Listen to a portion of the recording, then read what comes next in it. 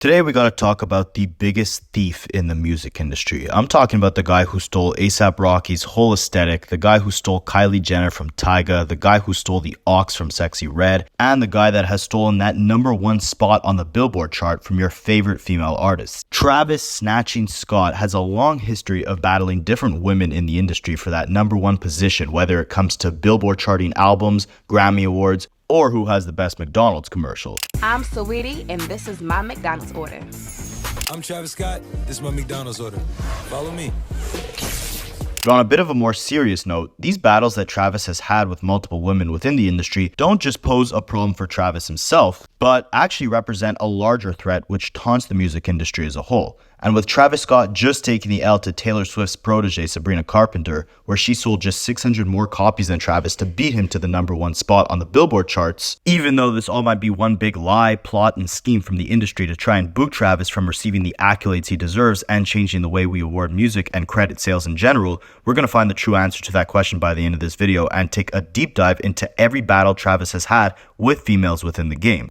There's a lot of little nuggets in both of their disses that if it wasn't for these breakdowns, and salute to, guys like this, Rapaholics, because I think they directly get it. So obviously if you've been keeping up with hip hop for the last 10 years, that you know that Travis Scott has been mad successful. Him and Drake are the only artists to have 2 songs sell over 15 million records each. For Travis, that would be Goosebumps and Sicko Mode, 2 of the highest selling rap songs of all time. And as a result of his success, Travis has been nominated for tons of awards. He's performed at the Grammys, the Super Bowl, even in Fortnite. He's had his own McDonald's meal, his own festival. He sells millions of albums. There was a report that recently came out that said him, Kendrick Lamar, and Future are the only 3 rappers responsible currently for pushing this genre forward. Maybe that's another title that he stole from Drake. But anyways, as Biggie once said, with mo money comes mo problems. And unlike Jay-Z, with all the money that Travis was making, he now had 99 problems, and a female was definitely one of them. Or maybe even 2 or 3. Because with all the successful album releases and Grammy nominations that Travis has had, they've come with many aggressive fights to be at the top. And funny enough, 99% of those battles have occurred with women. So the first one we're going to start off with is Nicki Minaj. We're going to list these beefs out in order of which women I want to date the most. So with Nicki put it in her kidney, this all started back in 2018 when she was gearing up to drop her 4th album, Queen, and Travis was getting ready to drop his 3rd album, Astroworld. And it's important to note that before Astroworld, Travis Scott was never a massive sales artist. His first album only sold around 80,000 copies. His next album, Birds in the Trap, also sold around 80,000 copies. These sales were decent, but compared to his peers at the time like Big Sean, Meek Mill, Future, even Wale, Chance the Rapper, it wasn't enough, or at least as much as they were selling. But this all changed with Astroworld, and it was thanks to a couple different factors. Firstly, with each album that released, Travis Scott was only becoming bigger, so it was inevitable that the more albums he put out, the bigger he would become. Secondly, he started dating Kylie Jenner at the time, which exposed him to a massive new audience of teenage girls who got to see him on their reality TV show every Sunday. Like, I remember my little sister only heard of Travis Scott once he made an appearance on Kylie Jenner's Instagram. And I'm like, this is the same man who made an appearance on Yeezus. Like, you heard of Stormi before you heard of Quintana too? There's a lot she's got to learn, but speaking of that, Travis Scott also got to learn from the marketing genius that is Kris Jenner. And while he didn't put out any corn tapes, he was able to improve the rollout and marketing of Astroworld, and likely took some pages out of the marketing playbook that Kris Jenner and the Kardashian family have developed. He also took a page out of the playbook of the man of the Kardashian clan, Mr. Kanye West, as Travis ventured more into fashion during the rollout of this Astroworld album. See, he rolled out the Astroworld album with an entire collection of new clothes on his website. There were 28 pieces that were dropping throughout the first 9 days of Astroworld's release. Each drop was only available for 24 hours, and additionally, each piece of clothing was accompanied by a digital version of the album and pre-sale ticket access to Travis Scott's upcoming tour.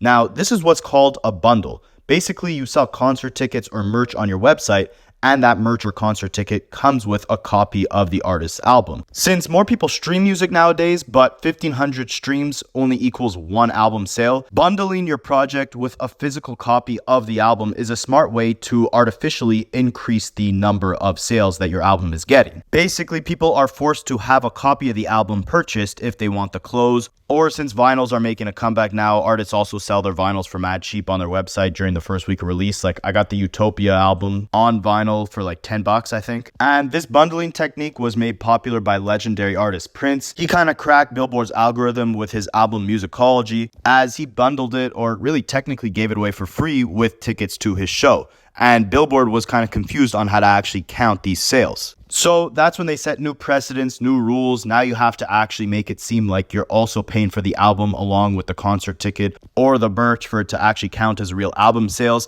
Taylor Swift is now famous for using it to keep her at the #1 position of the charts for weeks on end. But Travis Scott, I would argue, has leveraged bundles in the best and most innovative ways, and that's going to play an important role in this story later on. But in the meantime, the bundling technique that he used on Astroworld helped him crack over 500,000 copies in the first week, which was a massive jump from Birds in the Trap or Rodeo, which only sold around 80,000 copies in the first week. But what's also important to note is that the streaming numbers for his album were also much higher than his previous albums. Astroworld to this day holds the record for one of the highest streaming albums in 1 week on Spotify. He hit around 250,000 streaming equivalent units, so not only was he just selling t-shirts, he was really streaming. The week after that, Nicki Minaj released her album Queen, and that throne that the Queen was sitting on was looking awfully turbulent that year, because that's the same year that Cardi B broke on the scene with her massive debut album, with her massive #1 singles. Nicki Minaj had also just gotten obliterated by Remy Ma on her diss track Sheether.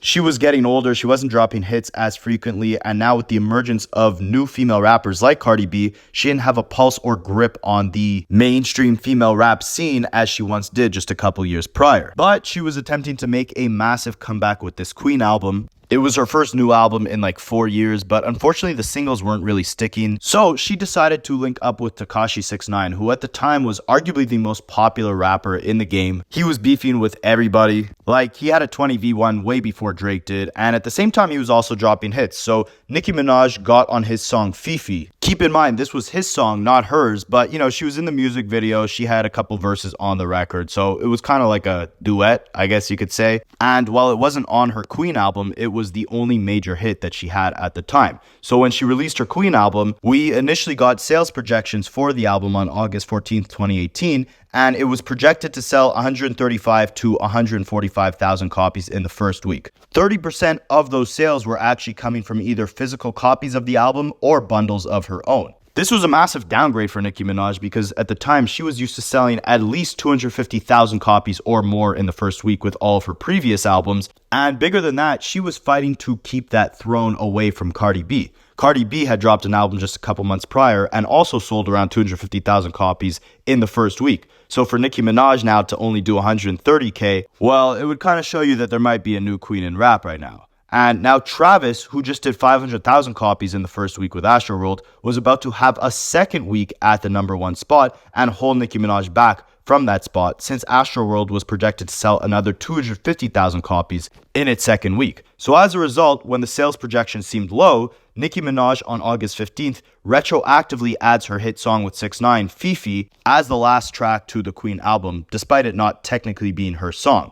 This was presumably to boost the album's overall streaming numbers, because Fifi in that week did around 40 million streams, while the most popular song from the Queen album, Barbie Dreams, had only done 16 million streams in that same week. Now, unfortunately for Nicki, this didn't boost the sales enough. Travis was still projected to hit #1 on that week's Billboard charts, and when Nicki's efforts of adding hit records to boost her sales didn't work, she decided to take her friend Tekashi 6ix9ine's approach of starting beefs for attention. On August 18th, Nicki Minaj went on Twitter claiming that she's being quote-unquote bullied behind the scenes, and in a series of tweets, she insinuates that Pitchfork and Forbes were paid to write articles critical of her working with 6ix9ine, and she retweets fans that were saying Nicki Minaj's treatment by the media is sexist and inconsistent by pointing to a list of male rappers who have also worked with artists who are accused of misconduct and never caught flack for it. She wrote out, "I'm supposed to keep letting these people get money to bully me behind the scenes and not say anything? Yikes. This is what happens when you release a great body of work after they spent millions to ruin you.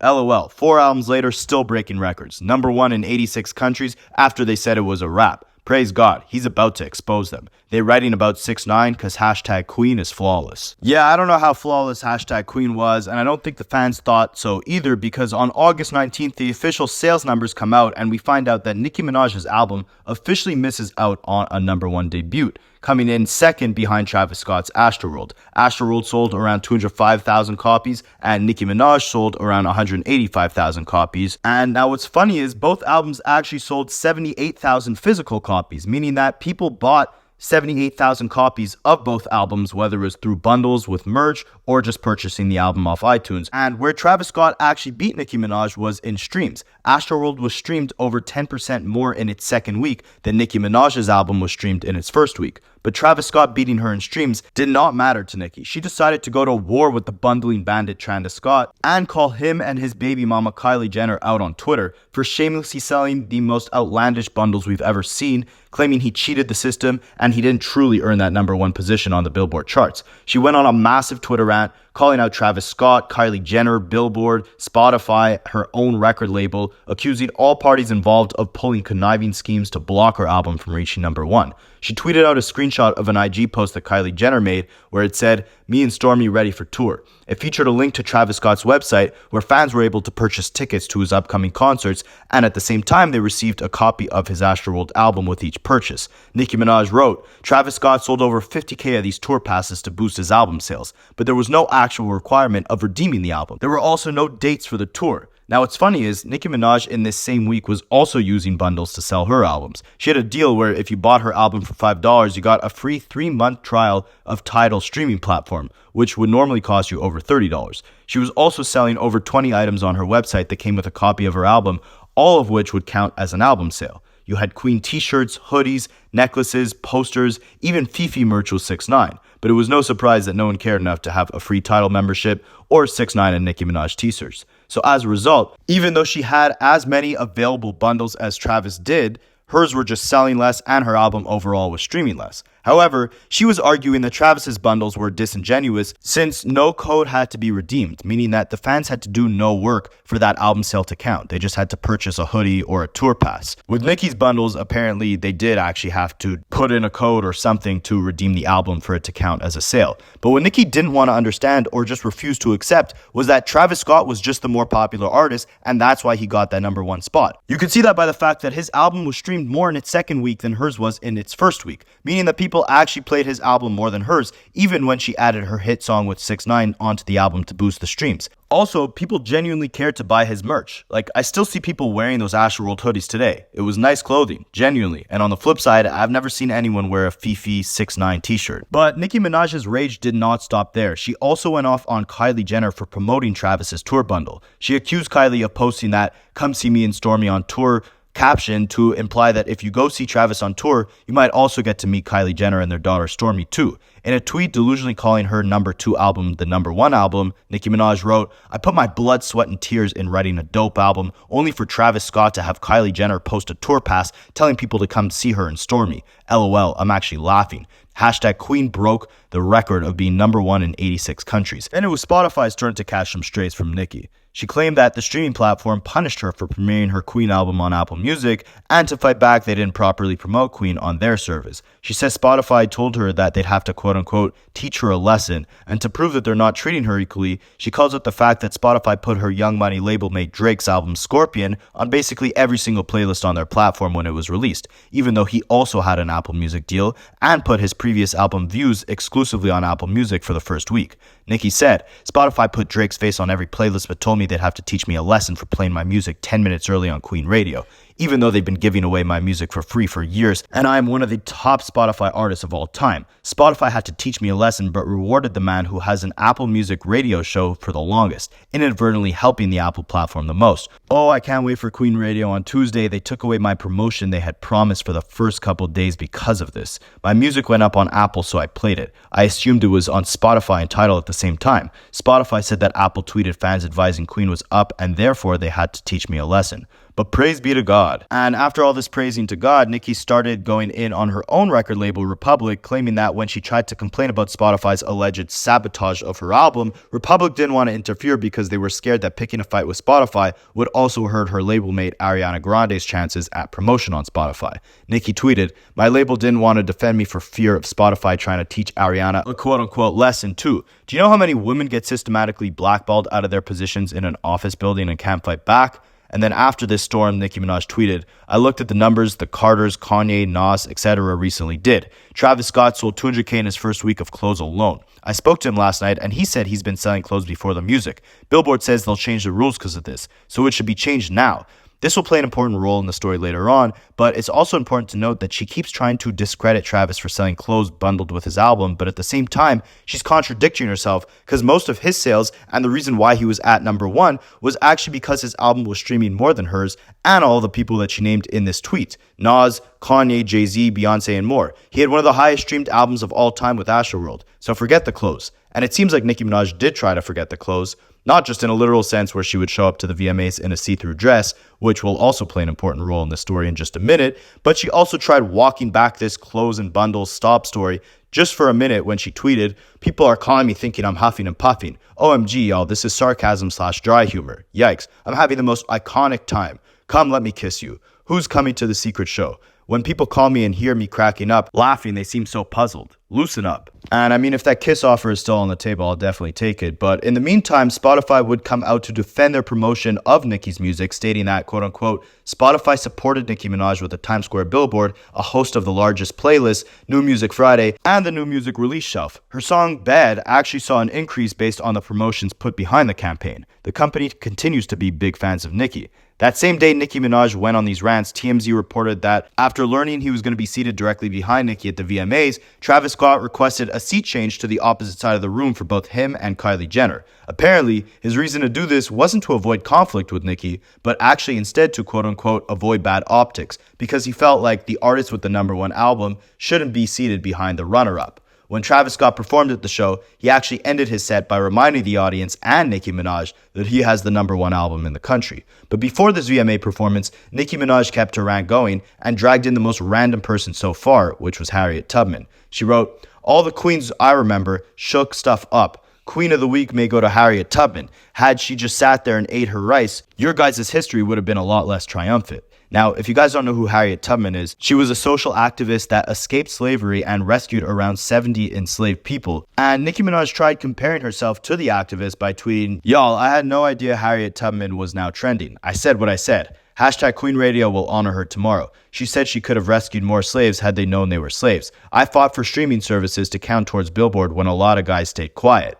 Now, these Twitter rants may have seemed crazy, but it only got more nuts the next day, as on August 21st, Nicki Minaj hosted that Queen Radio show where she declared Travis Scott HOE of the Week, and in her inauguration speech of Travis into the HOE Hall of Fame, Nicki Minaj said, "What we're not going to do is have that auto-tune man selling sweaters telling you he sold 500,000 albums, because he didn't. You stupid F-word. You got your homeboy talking for you and you got your girlfriend selling tour passes. Stop it. Knock it the F off. When Travis comes along and sells a tour pass that has nothing to do with an effing album and says he sold more than Kanye West and Nas, no, you effing didn't. Keep it the F real. I know I'm that girl. I know I'm #1. Again, even without counting all the merch that Travis sold with his album, the streams itself were higher than Nas and Kanye West and Nicki Minaj herself. But anyways, Nicki Minaj continued her rant by saying, "Some of y'all favorite artists need them streaming points. Shout out Chance the Rapper. Let it be known that Onika was one of those people fighting. You know how many bullets I took for you mother effers to get streaming to count on Billboard? Do you know how many record companies are in the business with those streaming services?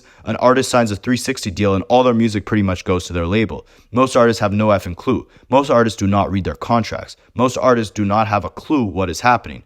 Then she started to talk about 6ix9ine. Nicki said, "Tekashi wanted to perform with me at the VMAs, and somewhere along the line, he didn't get approved to perform by the powers that be. I don't want anyone to think for a second that I would not have asked him to come on my stage to perform his amazing hit song, Fifi."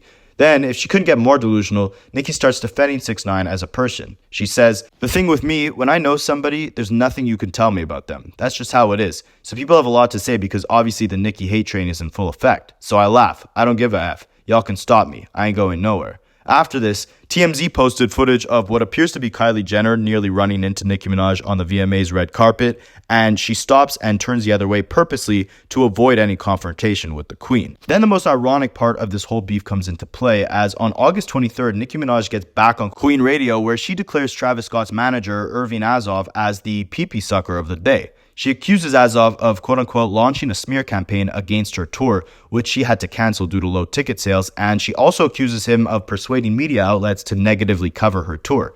She links him to these reports because Irving Azov was the former CEO of Live Nation, and coincidentally, the reports of Nicki's low ticket sales came from an anonymous source at Live Nation. Now, why this is ironic is because after her tour got canceled and her album didn't sell the way she wanted it to, Nicki Minaj actually ended up hiring Travis Scott's manager as her own manager, the same manager she awarded as the pee-pee sucker of the day on her Queen radio show.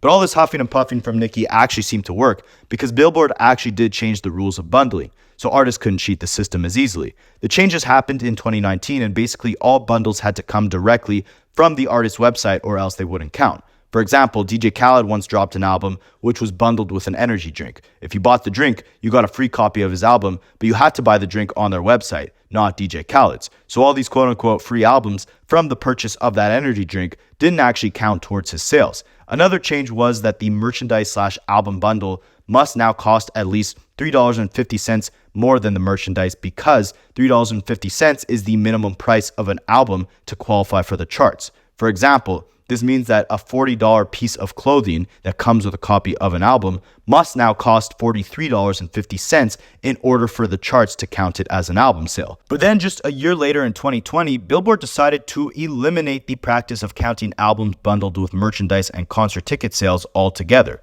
This means that bundles would be no longer counted on the Billboard charts. But by 2023, right before Travis Scott dropped Utopia, Billboard went back to allowing artists to bundle their albums with merch and tour tickets, and it would again count towards sales of their albums. This is probably due to the decline of album sales that we saw happening from 2020 to 2023. But back to 2018. After Nicki Minaj made an enemy out of Travis Scott and Kylie, it was actually Nicki Minaj's other, bigger enemy, Cardi B, that would get revenge on Travis for Nicki. See, Cardi B dropped her album Invasion of Privacy just a few months before Nicki and Travis dropped their albums. It was a massive success, not selling as much as Travis Scott, but at this point in time, Cardi B was the industry's golden child. She was being pushed everywhere on every feature, award show. She had the industry plant stimulus package. And that's not coming out of my mouth, but that's actually what Kanye West said. He claimed that Cardi B's career was manufactured by the industry in an attempt to replace Nicki Minaj. And by the 2019 Grammy Awards, Nicki Minaj's album was nowhere to be found, but in the category for Best Rap Album of 2018, you had Mac Miller's album Swimming, Pusha T's Daytona, Nipsey Hussle's Victory Lap, Travis Scott's Astroworld, and Cardi B's debut album Invasion of Privacy. Honestly, it seemed like the Grammys finally picked the right nominees, and they learned from their 2013 mistake when they gave the Best Rap Album to Macklemore over Kendrick Lamar. But they wouldn't make the right moves for long, as most fans would have given that award to Pusha T if they were truly talking the best rap album of 2018. But if you wanted to talk chart success, you'd have to give it to the bundle bandit Travis Scott because he had the highest selling album that year.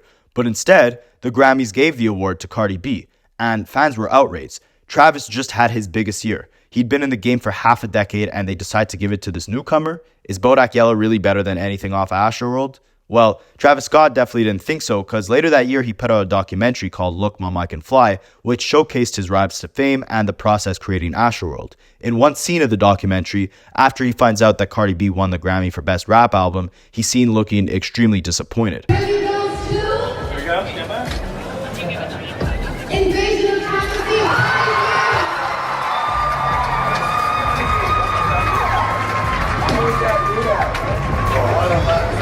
While he doesn't make any negative comments about Cardi, the clip makes it obvious that he definitely wasn't happy about her taking home that Grammy. Cardi B did respond to this by saying, Jesus Christ, so many Travis Scott fans were eating me the up today. I felt attacked and I felt crazy. I understand why I say that now because his amazing documentary, his documentary is amazing. But it's like when it comes to the Grammy, everybody had amazing albums. I loved everybody's project, and on top of that, I just hate how fans be trying to make people be in a very uncomfortable situation. And on top of that, like I even posted his album when it came out because I felt like his album was amazing, and I support him, and I got a lot of love for him. So for y'all to be eating me up because y'all feel a certain type of way, y'all really need to stop doing that because real life and internet life is not like that. And while she did seem to throw Travis Scott a lot of love, the Grammys, on the other hand, continued to shade Travis even more. Because just last year, after the massive 2023 that Travis had,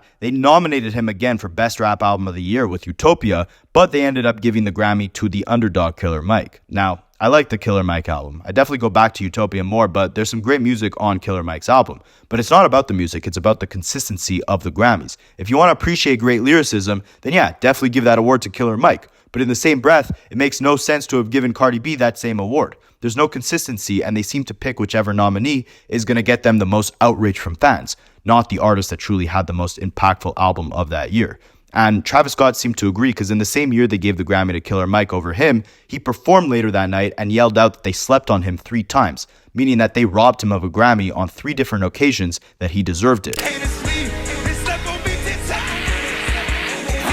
Now, the final robbery that Travis Scott experienced was recently when he re-released his classic mixtape Days Before Rodeo. The bundles are back in action, and with Travis Scott selling hundreds of thousands of albums packaged together with his merch for Utopia and Astroworld, it was no surprise that he was going to come with some innovative designs, merch, and bundling while re-releasing his Days Before Rodeo mixtape. And he actually did a lot more than that. Travis Scott initially announced that there would be a deluxe edition of the mixtape, which featured unreleased music from that era. The deluxe was only available for purchase on his website. So instead of solely focusing on bundling Days Before Rodeo with merch, this time around, Travis Scott tried to boost the physical sales of the album by selling an exclusive deluxe copy on his website. And this seemed to be a great idea. When the sales predictions came out earlier in the week, Travis Scott was projected to sell 218,000 copies in the first week, with 190,000 of those sales coming from purchases made on his website. I was personally surprised that the album wasn't getting streamed more, as it was projected to only get 28,000 streams in the first week, but that wasn't the real problem. The issue was,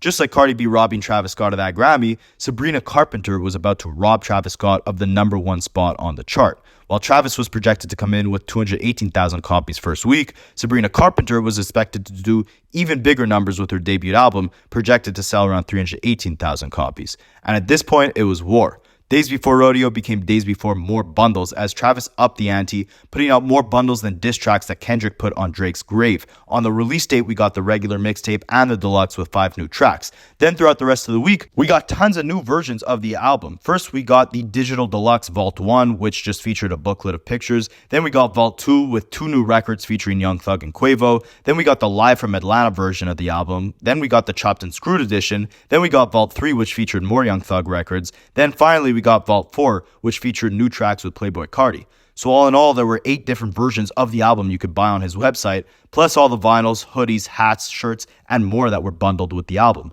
So this obviously increased the sales of the album and melted the brains of the chart makers, because they were so confused on who was in the lead, they had to delay the announcement of who won that #1 title. Sabrina Carpenter also decided to fight back, releasing her own deluxe editions, one of them featuring a literal voice note recording of one of her songs, along with some other unreleased music and demos. Taylor Swift, the bundle queen, showed her support of Sabrina, and Sabrina even tweeted out that this one was for Nicki, meaning that all these years later, Nicki Minaj would finally get her get back through Sabrina Carpenter, as she would go bundle for bundle with Travis Scott to compete for that #1 position on the Billboard charts.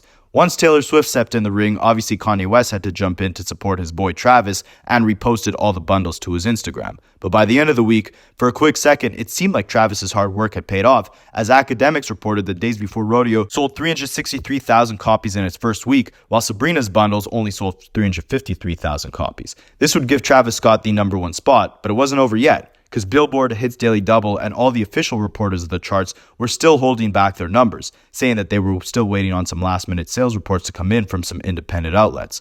Once the final numbers came in, Sabrina somehow took the crown back from Travis Scott, getting that revenge for Nicki Minaj, Harriet Tubman, Cardi B, Killer Mike, Tyga, A$AP Rocky, and whoever else has tried to go up against Travis. She sold only 600 more copies than Travis did, but that was still enough to get her to #1 and leave him at #2. Due to all these conflicting sales reports and the constant delay of the charts, a lot of people thought that these sales were manipulated, but honestly, you don't have to be a brain surgeon to realize that they were manipulated on both sides. Sabrina Carpenter is Warner Music Group's newest act. She came from the Disney Channel, she's got Taylor Swift behind her, she's like the 2024 version of Hannah Montana. She's already had a bunch of top 5 Billboard hits. The industry is going to do whatever they could to push her as the hottest new act. Then we got Travis Scott, who's been making extremely innovative moves with the new forms of bundling that he's experimented with since Astroworld. They've worked in his favor as he went from selling 80,000 copies in the first week with Birds in the Trap to selling 500,000 copies in the first week just 2 years later with Astroworld. But just like with Cardi B being the new girl the industry was trying to push back in 2018, Sabrina Carpenter is now the new girl getting that push, which forced Travis to get robbed of the Grammy in 2018,